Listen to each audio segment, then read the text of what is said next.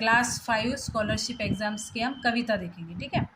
उठा उठा चिऊताई सारीकडे उजाडले डोळे तरी मिटलेले अजूनही अजूनही सोनेरी हे दूत आले घरट्याच्या दारापाशी डोळ्यावर झोप कशी अजूनही अजूनही दग बग पाखरेही गात गात गोड गाणे टिपतात बघा दाणे चोहीकडे चोहीकडे झोपलेल्या अशा तुम्ही आणायचे मग कोणी बाळासाठी चारा पाणी चिमुकल्या चिमुकल्या बाळाचे मी नाव घेता जागी झाली चिऊताई उठून या दूर जाई भूर भुर।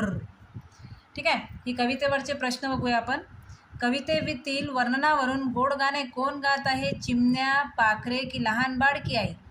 कोण गात आहे? पाखरे। पाखराची लगबग कशासाठी चालू आहे?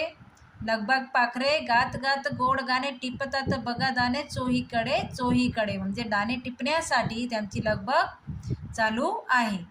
कवितेत सोनेरी दूत कोणाला म्हटले आहे? सोनेरी दूत, सोनेरी हे दूत आले घरट्याच्या दारापाशी, म्हणजे कोण आहे? सूर्याचे किरण।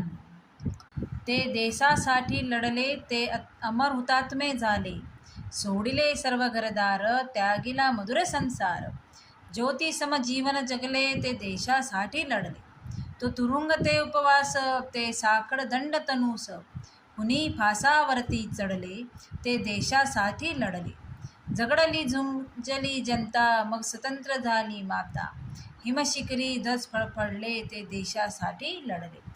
कवितेत माता कोणास म्हटले आहे? स्वतंत्र झाली माता, म्हणजे माता म्हणजे आई, आईला म्हटलेले आहे। देशभक्तांच्या आयुष्याची तुलना कोणाशी केली आहे? ज्योती सम जीवन जगले, ते देशासाठी लढले, म्हणजे स्वतः जळणाऱ्या ज्योतीसोबत त्यांची तुलना केलेली आहे। देशासाठी लढणाऱ्या देशभक्तांना ज्या गोष्टींना तोंड द्यावे लागले त्यात पुढीलपैकी कोणत्या गोष्टीचा समावेश नाही? तुरुंगवास सहन करावा लागला ना त्यांना, साखळदंडाने जखडून घ्यावे लागले ना, काहींना फासावर जावं लागले, जनतेशी झगडावं लागले का? नाही, त्या गोष्टींना त्यांना तोंड द्यावे लागले नाही।